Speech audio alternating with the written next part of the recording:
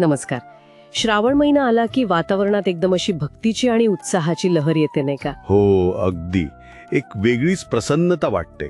तर आज आपण जरा याच पवित्र महिन्याबद्दल बोलणार आहोत. आपल्याकडे जी माहिती आहे त्या आधारे श्रावण महिन्याचं आणि त्यातही श्रावण सोमवारचं महत्व काय हे समजून घेऊया. नक्कीच. हिंदू पंचांग बघितलं तर श्रावण इतका खास का मानला जातो? म्हणजे काही संदर्भ आहेत का? हो, आहेत ना. म्हणजे बघा, या काळात निसर्गात बदल होतात असं म्हणतात. पाणी शुद्ध होतं म्हणे. आणि मुख्य म्हणजे समुद्र मंथनाची कथा. शिवाने केलेलं विष प्राशन, त्याचा संदर्भ आहे इथे. अगदी. ते हलाहल विष पिऊन शंकराने सृष्टी वाचवली. हा त्याग खूप मोठा आहे. त्यामुळे या महिन्याला एक विशेष महत्व आलंय असं माहिती सांगते. बरोबर. आणि म्हणूनच कदाचित श्रावण सोमवार इतका महत्वाचा मानला जातो. हो. आता या सोमवारचं वैशिष्ट्य काय, म्हणजे नेमकं काय सांगितलं याबद्दल? आपल्या माहितीप्रमाणे श्रावणातला प्रत्येक सोमवार हा शंकराला समर्पित आहे. आणि सोमवारचा संबंध थेट चंद्राशी जोडला जातो. चंद्र म्हणजे मन, अगदी मनाचा कारक. म्हणून मग या दिवशी जर शिवपूजा केली तर मनावर नियंत्रण मिळतं, मन शांत होतं असं मानलं जातं. अच्छा. आणि स्त्रिया व्रत करतात त्याचं काय? हो, विवाहित स्त्रिया पतीच्या चांगल्या आयुष्यासाठी आणि अविवाहित मुली चांगला नवरा मिळावा म्हणून हे व्रत करतात अशी परंपरा आहे, तशी नोंद आहे. बरं. आणि या व्रतामध्ये म्हणजे सोमवारी करायचे विधी काय असतात? काही विशिष्ट पद्धत आहे का? हो, आहे ना. म्हणजे सकाळी लवकर उठून स्नान वगैरे करून स्वच्छ कपडे घालायचे. आहार शक्यतो सात्विक. सात्विक म्हणजे काय? फलाहार वगैरे? हो, किंवा मग काही जण फक्त पाणी पिऊन किंवा काही न खाता पण करतात. नंतर मग शिवलिंगाची पूजा. पूजा म्हणजे अभिषेक असतो का? हो, पंचामृताचा अभिषेक म्हणजे दूध, दही, तूप, मध आणि साखर. या 5 गोष्टी पौष्टिक मानल्या जातात.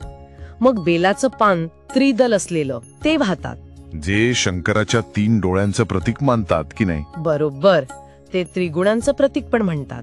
आणि मग धोत्र्याची फुलं, भस्म किंवा विभूती हे पण वाहतात. आणि मंत्र जपाचं काय? त्याचं महत्व पण असेलच. खूप महत्व आहे. ओम नमः शिवाय हा पंचाक्षरी मंत्र तो किमान 108 वेळा जपायला सांगतात. अच्छा, 108 वेळा? हो. म्हणतात की या जपाने एकाग्रता वाढते, शिवाप्रती समर्पण वाढतं आणि आरोग्य चांगलं राहावं, दीर्घायुष्य मिळावं यासाठी महामृत्युंजय मंत्र पण जपतात. हो, ऐकलंय मी. महामृत्युंजय मंत्र खूप प्रभावी मानला जातो. आणि व्रताबद्दल बोलायचं झालं तर अनेक जण उपवास करतात, काही पूर्ण दिवस फलाहार घेतात, काही जण एकभुक्त राहतात, म्हणजे दिवसातून एकदाच जेवण, तेही सूर्यास्ताच्या आत आणि सात्विक जेवण. पण हे फक्त शारीरिक झालं ना? म्हणजे फक्त खाण्यापिण्यावर बंधन? नाही. माहितीमध्ये स्पष्ट लिहिलंय की यापेक्षा मानसिक संयम जास्त महत्वाचा आहे. नम्रता ठेवणं, सकारात्मक विचार करणं. म्हणजे एक प्रकारची आंतरिक तपश्चर्याच म्हणायची. अगदी. केवळ उपास नाही. बरं, हे झालं सोमवाराचं. पण पूर्ण महिनाभर काही करायला सांगतात का? हो, ज्यांना शक्य आहे त्यांनी रोज शिवलिंगावर अभिषेक करावा, शिवलीलामृत किंवा लघुरुद्र यांसारख्या ग्रंथांचं वाचन करावं. आणि तो पंचाक्षरी मंत्र त्याचा जप रोज?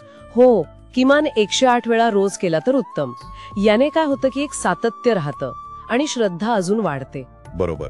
आणि हे सगळं करताना म्हणजे जीवनशैली कशी असावी याबद्दल काही? हो, त्यावर पण भर आहे. सात्विक जीवनशैली म्हणजे राग, लोभ, मोह या भावनांवर ताबा मिळवायचा प्रयत्न करणं. म्हणजे नुसती पूजा नाही तर आचरणात बदल अपेक्षित आहे. बरोबर. आणि यासोबत दान धर्म करायला सांगतात. गरजू लोकांना मदत करणं, गोसेवा करणं, निसर्गाबद्दल कृतज्ञता म्हणून वडाच्या झाडाची पूजा. वडीलधाऱ्यांचा, गुरूंचा आदर करणं या गोष्टी पण महत्वाच्या मानल्या आहेत. हो, पुण्यकारक मानल्या जातात या गोष्टी. मग या सगळ्या उपासनेतून, या आचरणातून मिळतं काय नक्की? फायदे काय होतात असं सांगितलंय? फायदे अनेक आहेत. सगळ्यात महत्वाचं म्हणजे शारीरिक आणि मानसिक शांतता. जप, ध्यान, सात्विक आहार यामुळे ते मिळतं. मन शांत होतं. हो. आणि असं मानलं जातं की ह्या पवित्र काळात केलेली साधना जास्त फळ देते. शिवाची कृपा होते आणि आत्मिक उन्नती होते. म्हणजे आध्यात्मिक प्रगती होते. हो, घरात सुख समृद्धी येते असंही म्हणतात. आणि तो जो महामृत्युंजय मंत्र आहे त्याच्यामुळे आजार दूर होऊन आरोग्य सुधारतं, आयुष्य वाढतं असा विश्वास आहे. आरोग्य आणि दीर्घायुष्य. एकूणच हे सगळं केल्याने आपले संकल्प पूर्ण होतात आणि मन शुद्ध स्थिर राहतं असं आपल्या माहितीमधून दिसतंय. श्रावणातले सोमवार तर महत्वाचे आहेतच, पण या महिन्यात अजूनही काही महत्वाचे दिवस येतात नाही का? हो, येतात की. नागपंचमी असते, नागांची पूजा करतात, ते पण निसर्गाचाच भाग आहेत. बरोबर. मग राखी पौर्णिमा येते, भाऊ बहिणीच्या प्रेमाचं प्रतीक. हरियाली अमावस्या पण असते, पुन्हा निसर्गाची पूजा. आणि श्रावण शुक्रवारी देवीची पूजा करतात. म्हणजे हा संपूर्ण महिनाच अनेक प्रकारे महत्वाचा आहे, जरी सोमवार जास्त फोकसमध्ये असला तरी. अगदी. तर या सगळ्या चर्चेतून एक गोष्ट तर स्पष्ट होते की श्रावण महिना आणि त्यातले सोमवार हे फक्त उपास तास किंवा पूजा विधींपुरते नाहीत. नाही, त्या पलीकडे बरंच काही आहे. हो, ही एक संधी आहे स्वतःला शुद्ध करण्याची, चांगले संकल्प करण्याची आणि देवाच्या म्हणजे शिवाच्या जवळ जाण्याची.